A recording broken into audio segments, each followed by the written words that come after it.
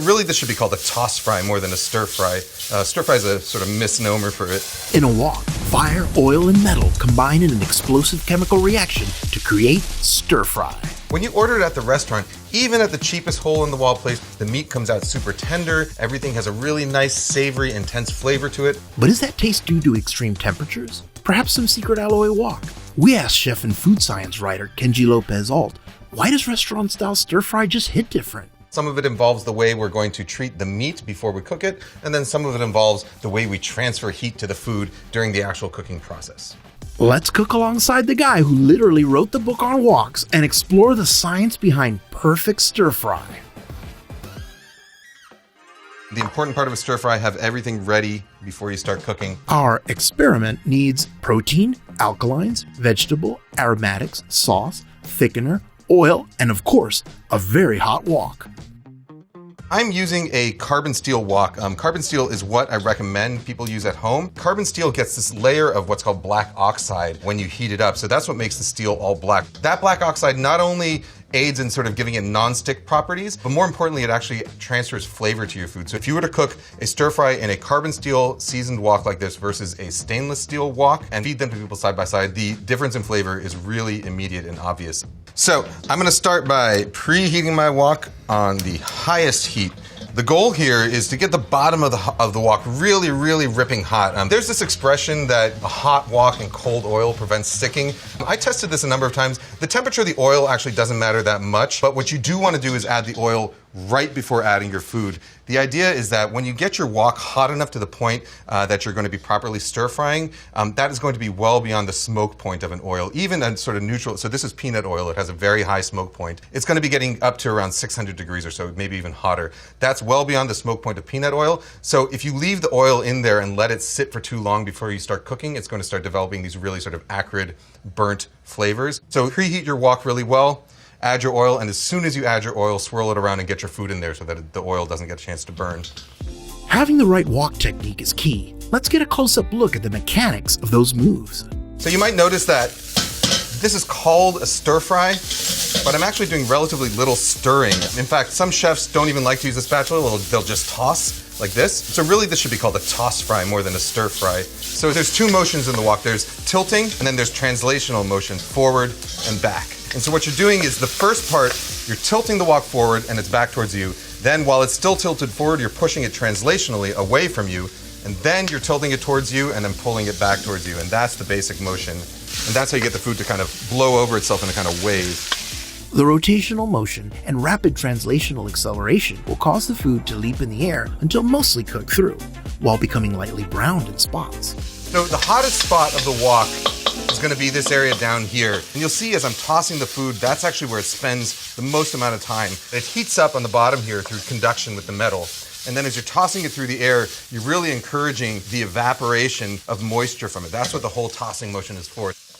Chinese kitchen burners are 20 times hotter than home burners. So what's the at-home workaround to keep the meat tender and the veggies crisp? So I'm cooking this stuff in approximate half-pound batches. That is reasonable for this kind of relatively high output stove. You know, I lived in a New York City apartment for a while that had a really, really crappy stove. And when I cooked there, I found that if I tried to do a half pound at a time, things would end up sort of stewing and simmering instead of properly stir frying. So if you're finding that your food is coming out kind of wet or bubbly, cook in even smaller batches. All right, that broccoli is done. One of the most crucial steps is adding alkalinity to the beef. So let's take a step back and see the chemistry behind the prep. The vast majority of the work you're going to do in a stir fry comes before you actually put the pan on the heat. The most important parts are getting all of your food into nice uniform pieces. So with meat, you want to cut it into pieces that go against the grain, that are relatively thin. This will help them cook really fast. So now we're going to move into washing the meat, which is the part where a lot of home cooks don't do this, but it is essential. So what we're going to do is put the meat into a bowl and just cover it with cold water like this. And what you want to do is really get in there and massage it. You know, imagine that you're working like a tight muscle that you really want to relax, because that's basically exactly what you're doing.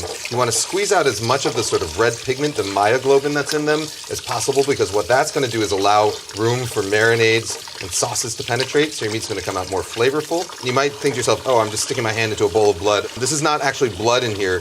This is the color of myoglobin.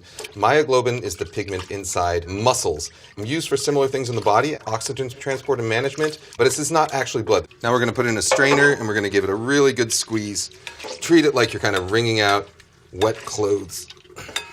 So the next step in the process is marinating. So I'm adding about a half teaspoon of baking soda per pound of beef. Baking soda, it's alkaline, so it has a relatively high pH. And what happens is it prevents muscle proteins from tightening up overly as they cook, which means that when your beef cooks, it doesn't expel as much moisture, so it stays juicier. Don't be afraid of breaking it up. There's really no way to do this too vigorously.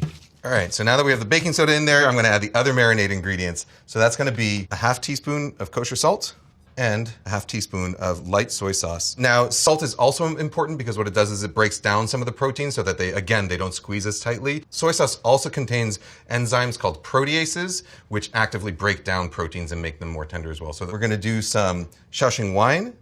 This is mainly for flavor, sesame oil, and some sugar as well, again for flavor. And then finally, a little bit of cornstarch. As we mix it together, and as we marinate this meat, the cornstarch is going to form a sort of slurry that coats the meat in a very, very sort of loose layer. And what that does is that any moisture that does get expelled from the meat as it's stir frying is going to basically get caught up in that cornstarch slurry, which is going to bind it. So it's going to help the meat retain that moisture right next to it so it's juicy as you bite into it. All right, so we're just going to set this aside. The baking soda, the salt, and the soy sauce, they're going to continue to act and they're going to make the meat more and more tender. So the longer you set it aside, the more tender the meat's going to come out.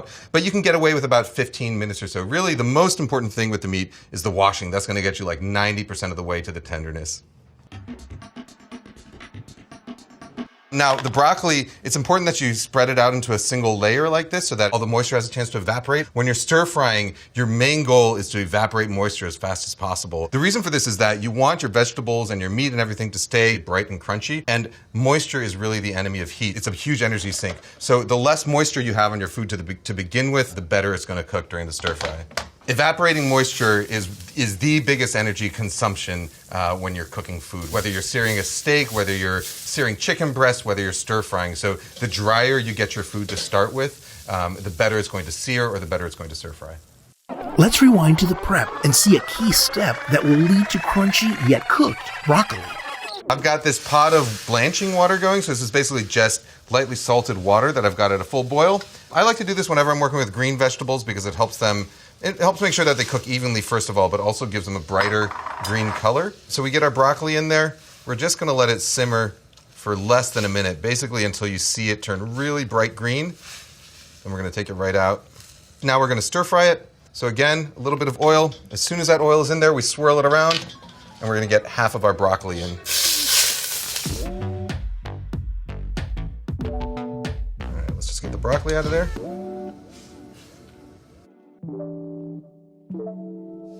The final element in wok hei has to do with the way you add the sauce to it. Chinese American food typically has a lot more sauce than stir fries you would find in China. So the flavor profile in here is mainly going to be umami, salty, and sweet. So the umami, that's our sensation of savoriness. It's something that we taste sort of in the back of our mouths. It makes us salivate. The umami in this comes from glutamic acid, which comes when you long ferment sauces. That's the main part of MSG, what makes MSG taste so savory. And the other thing that's going to be in here is inosinic acid, which is something that we get out of fish and shellfish. So the oyster sauce in here is going to be rich in inosinic acid. That acts basically as a glutamic acid amplifier. So when you have them together, they have this sort of synergistic effect where one of them helps the other and they make each other stronger than either one of them would be separately.